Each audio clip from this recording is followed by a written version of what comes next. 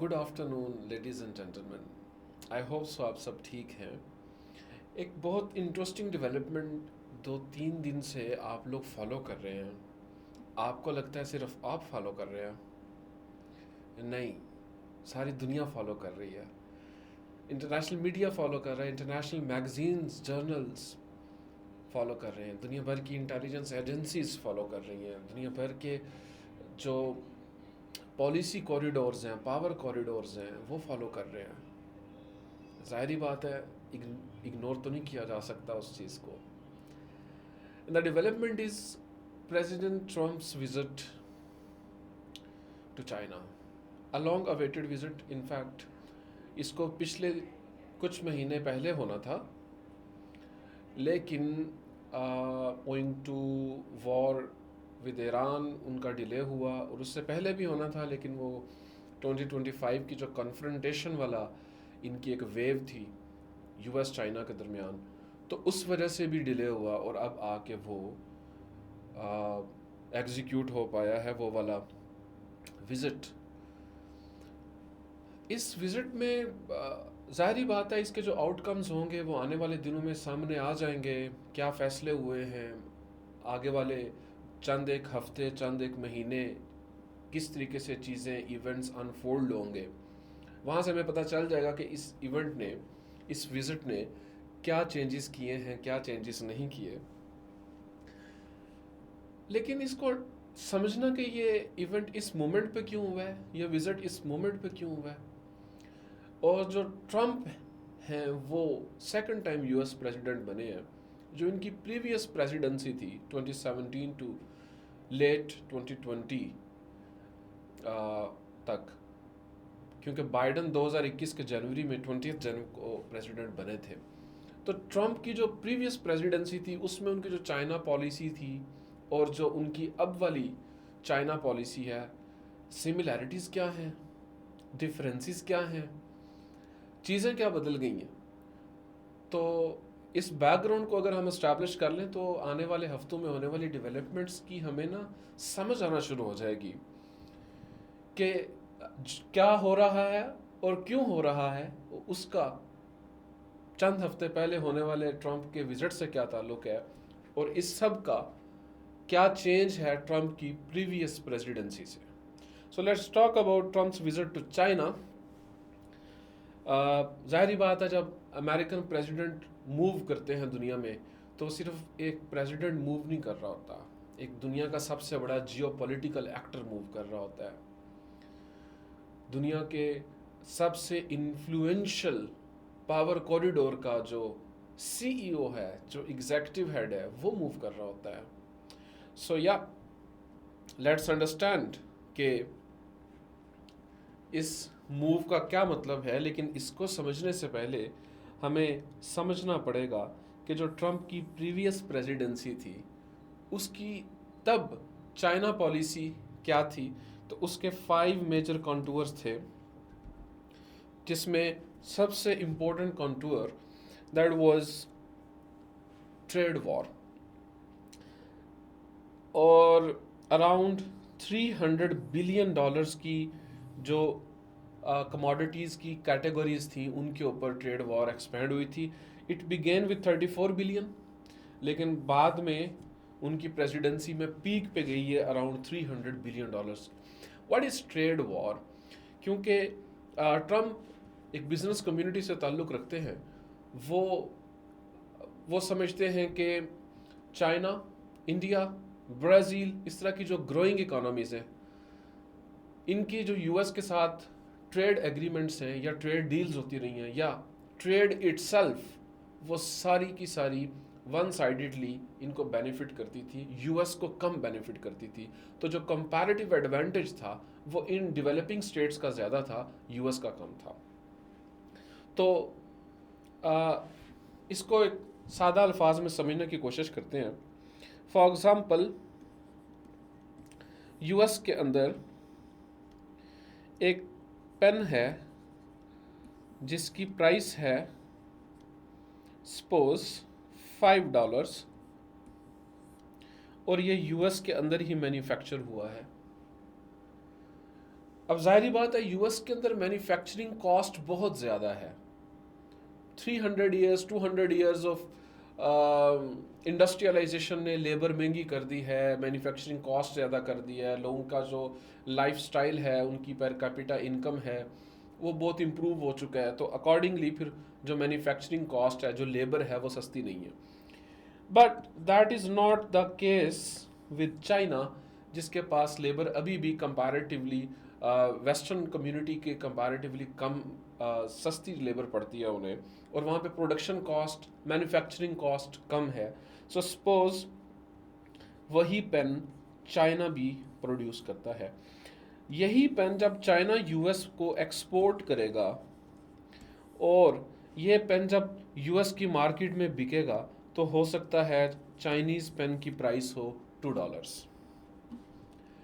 As consumer, as buyer, buyer तो जाहिर बात है सेम क्वालिटी में अगर $2 की प्रोडक्ट मिल रही हो तो वो ये खरीदेगा। तो एक काम करते हैं कि चाइना की प्रोडक्ट्स के ऊपर ना 10 रुपये या $10 जो है ना वो टैक्स लगा देते हैं। तो अब ये पेन कॉम्युलेटिवली कितने का हो गया? $12 का हो गया। अब यूएस का पेन उतने का उतना ही रहा, चाइना का पेन टैरिफ लगने के बाद $12 का हो गया। तो अब जो बायर है, जो कंज्यूमर है, वो $5 का पेन खरीदेगा, 12 का तो नहीं खरीदेगा। दिस इज़ हाउ यूएस ने टैरिफ्स लगा लगा के अपनी लोकल मैन्युफैक्चरिंग को बूस्ट करने के लिए, लोकल प्रोडक्शन को बूस्ट करने के लिए टैरिफ्स का सहारा लिया। So that was trade war, जिसको हमने एक बेसिक से अंदाज में समझने की कोशिश की। Second major element was technological confrontation.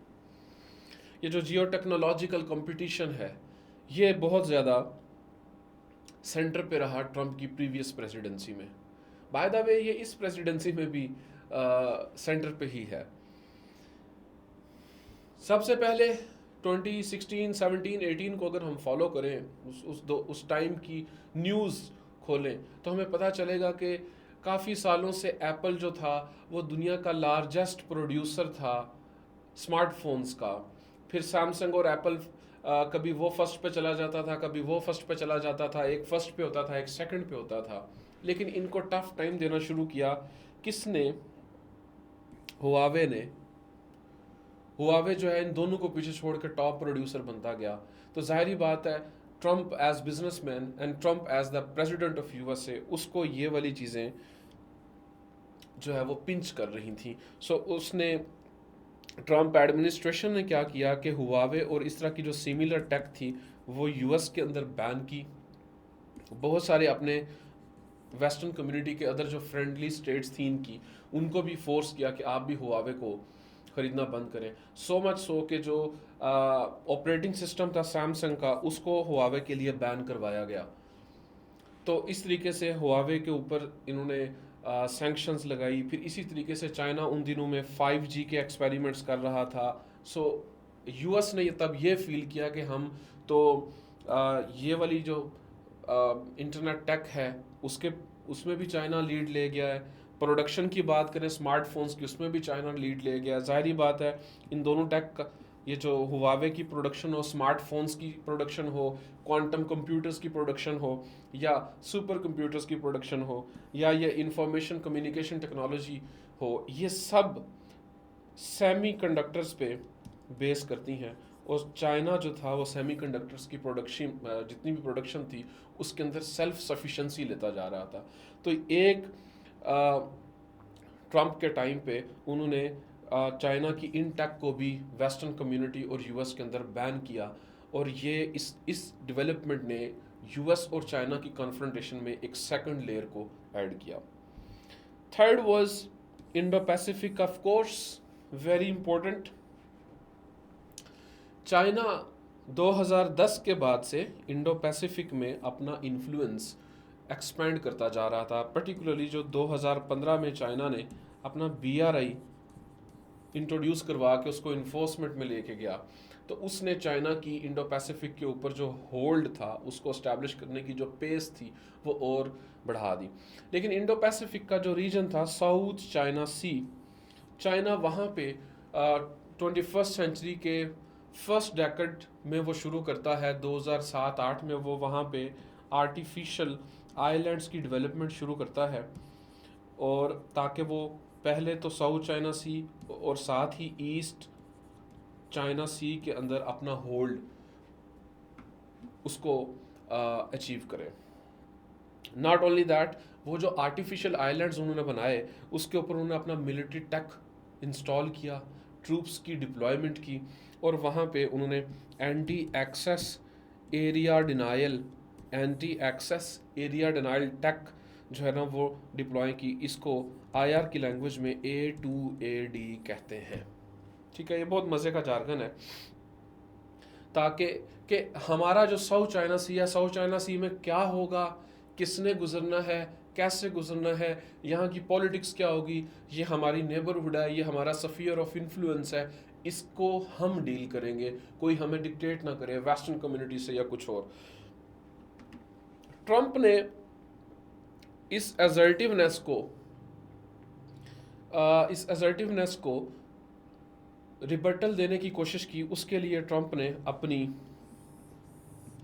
Free and open Indo Pacific strategy introduce करवाई कि इंटरनेशनल लॉ ऑफ सी के अकॉर्डिंग जो इंटरनेशनल वाटर्स हैं वो फ्री हैं और ओपन हैं, कोई भी इंसान, कोई भी शख्स वहाँ से मूव कर सकता है। और यहाँ पे इंसान और शख्स से मुराद वेसल्स हैं, यहाँ पे उनसे मुराद शिप्स हैं। कोई भी शिप जो लीगली इंटरनेशनल वाटर्स में फ्लॉट कर रहा है वो यहाँ से गुजर सकता है, कोई उसको नहीं रोक सकता।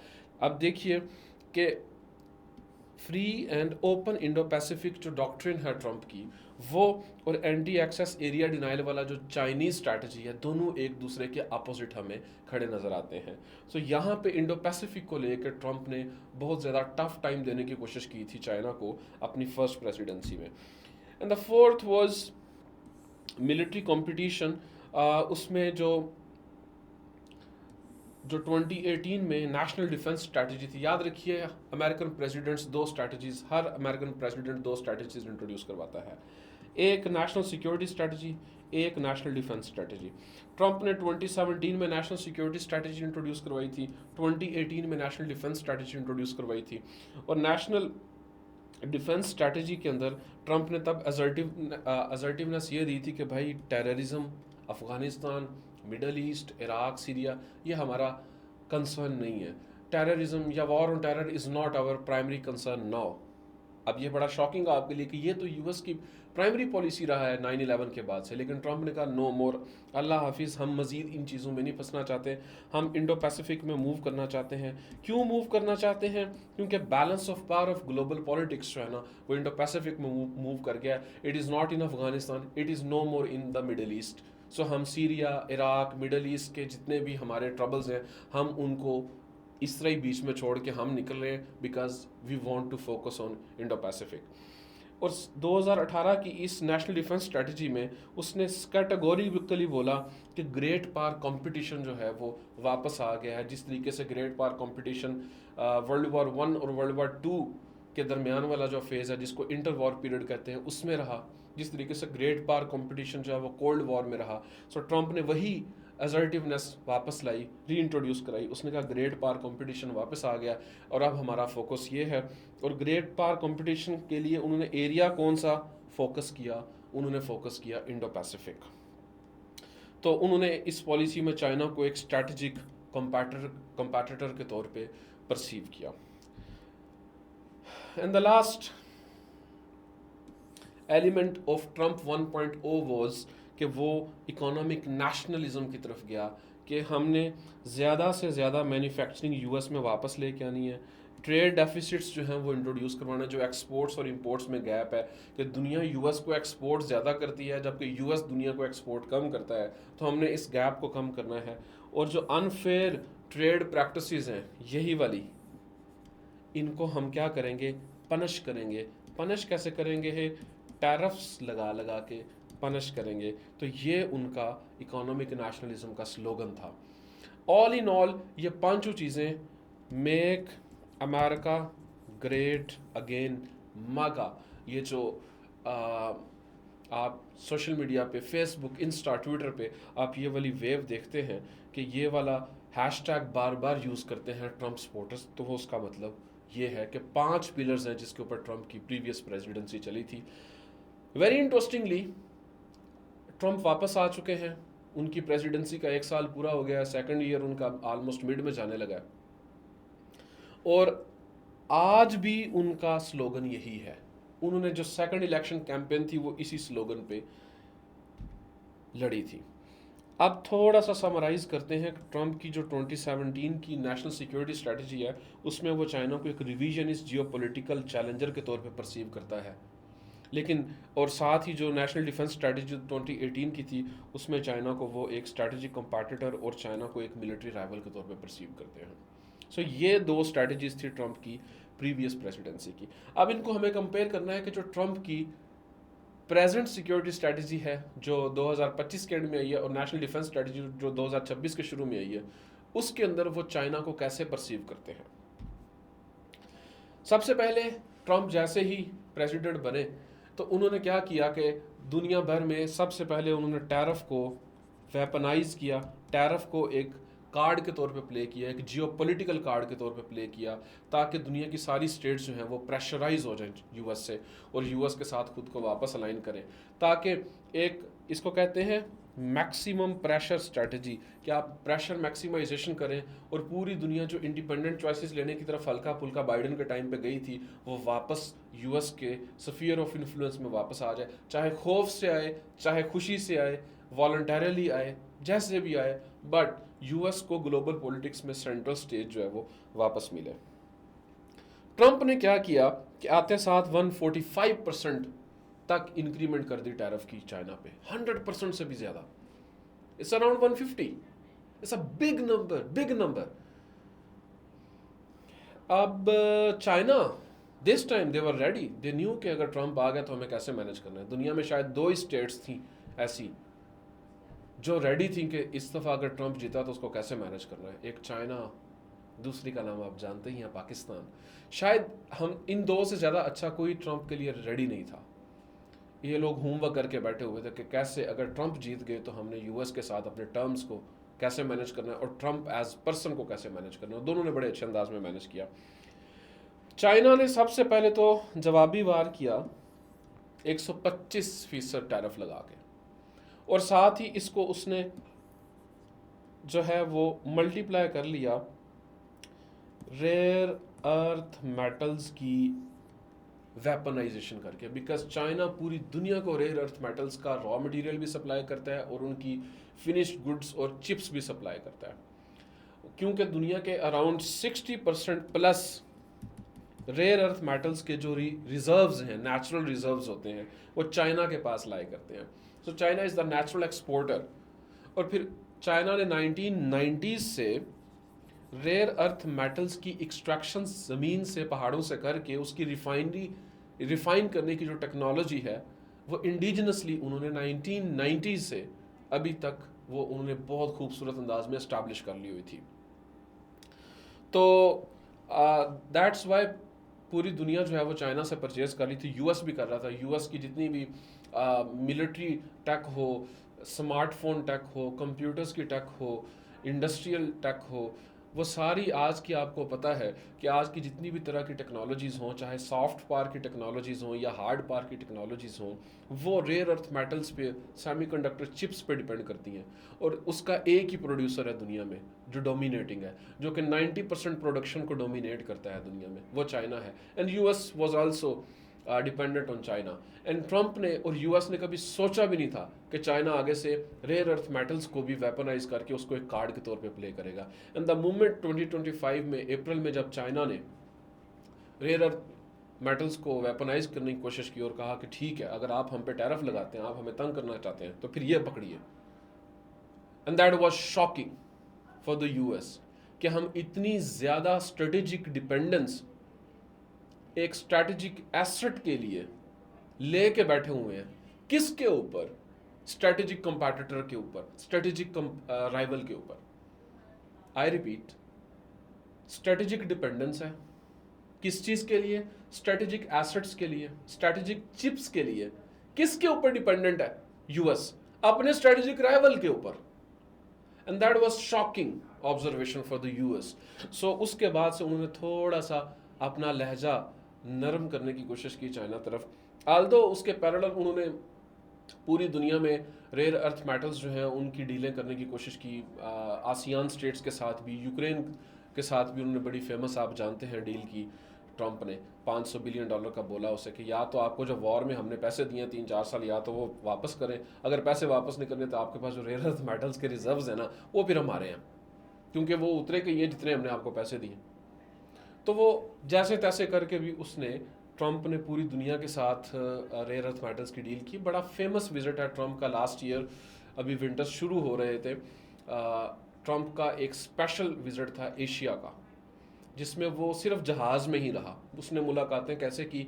उसने कहा जिसने मिलना है आओ जहाज़ में मिले, अल्लाह हाफिज़। जहाज़ कतर गया, उसने अमीर कतर को भी जहाज़ के अंदर बुलाया रिफ्यूलिंग करते हुए, वहाँ पे मुलाकात की। मलेशिया गया, थाईलैंड गया, उसने मुख्तलिफ लोगों को एक क्विक विजिट किया। 36-40 आवर्स का विजिट था, और उसने उस विजिट में इतना शॉर्ट और क्विक था कि वो हर स्टेट को बस टच करता गया और हर किसी के साथ वो एग्रीमेंट साइन करता गया रेयर अर्थ मेटल्स के। अकेला रेयर अर्थ मेटल्स ही नहीं, there is a broader category जिसको कहते हैं क्रिटिकल मिनरल्स।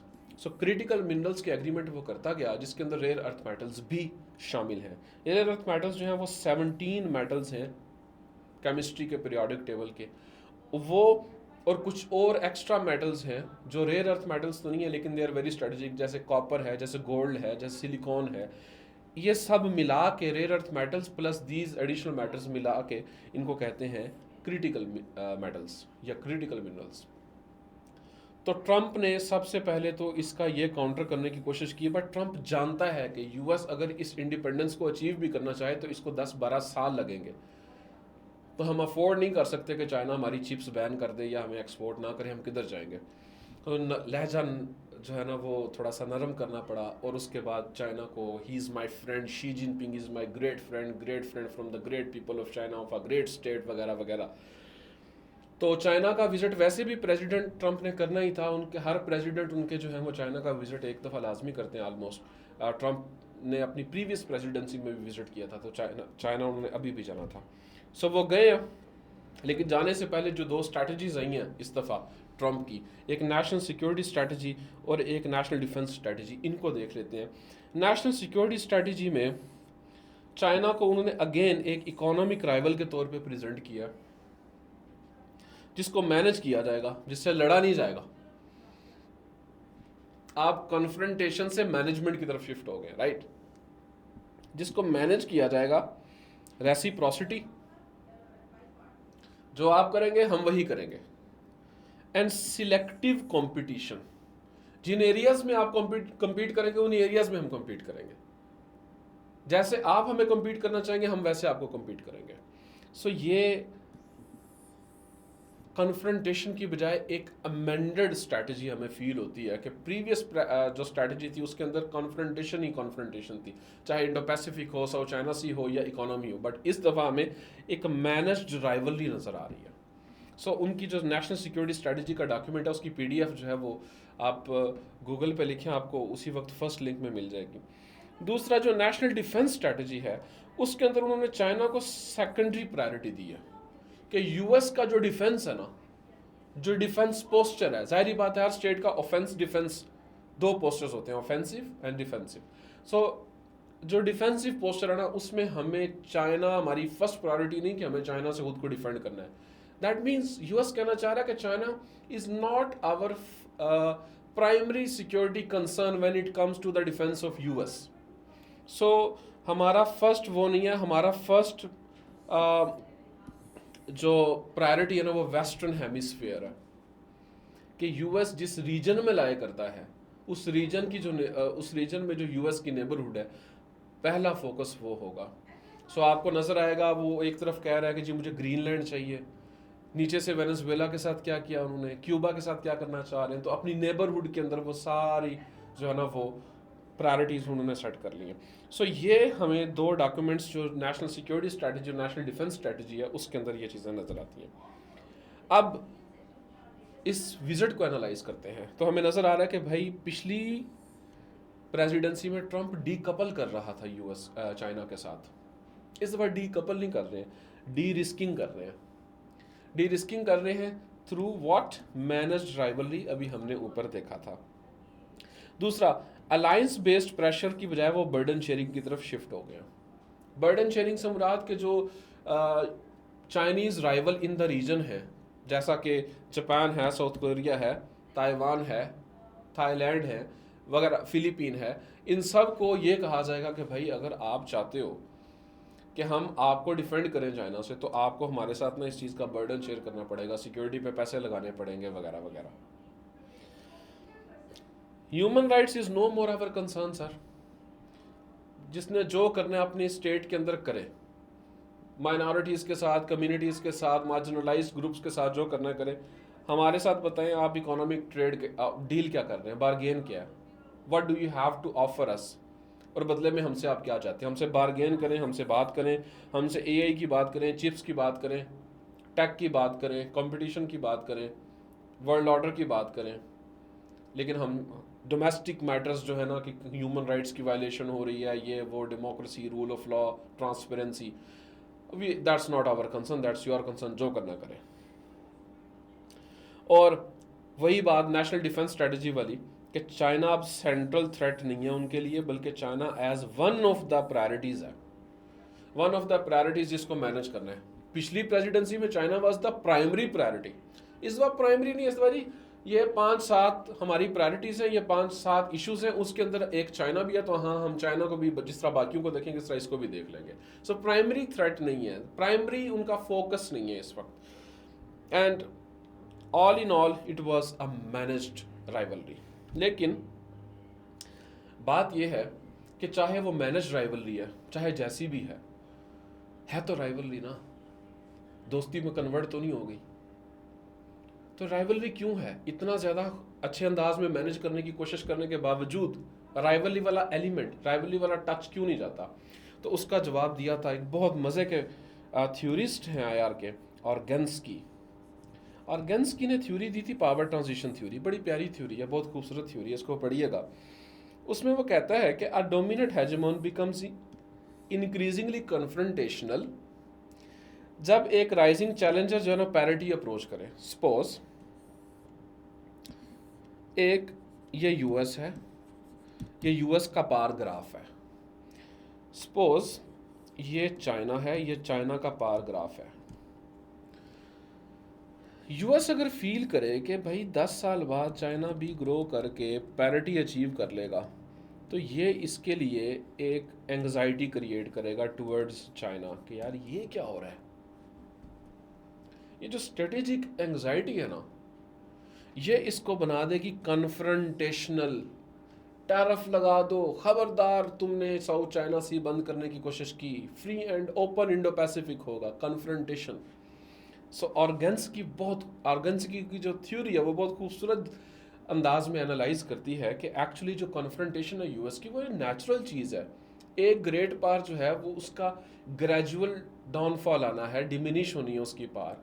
अगर उसकी पार डिमिनिश ना भी हुई, सपोज वो इतना ही रहती है, तो जिस पेस पे चाइना ग्रो कर रहा है, एक वक्त ऐसा आएगा कि चाइनीज पार यहाँ चली जाएगी। सो कंपैरेटिव एडवांटेज यहाँ शिफ्ट हो जाएगा। अभी कंपैरेटिव एडवांटेज यूएस के पास है, क्योंकि चाइना ने अभी ये सफ़र तय करना है। लेकिन चाइना जिस पेस पे ग्रो कर रहा है वो ये सफ़र 10-15 साल में तय करेगा, अगले 10-15 साल में और भी ऊपर निकल जाएगा। तो कंपैरेटिव एडवांटेज वहाँ से वहाँ शिफ्ट हो गया। जैसे ही कंपैरेटिव एडवांटेज वहाँ से वहाँ शिफ्ट होगा, वैसे ही बैलेंस ऑफ पावर वहाँ से वहाँ शिफ्ट हो जाएगा। वैसे ही दुनिया की जो पावर कॉरिडोर्स की अटेंशन है, जो centre of gravity of global politics होगा, वो चाइना बन जाएगा। सो ये चीज़ बड़े खूबसूरत अंदाज में एनालाइज करती है कि क्यों राइवलरी नेचुरल है। So that was all from my side for today कि ये जो ट्रम्प का विजिट है उसके हवाले से क्या लेवल्स ऑफ एनालिसिस बिल्ड हो सकते हैं, तो वो ये सब था। मिलते हैं अगली वीडियो में। Thank you so much.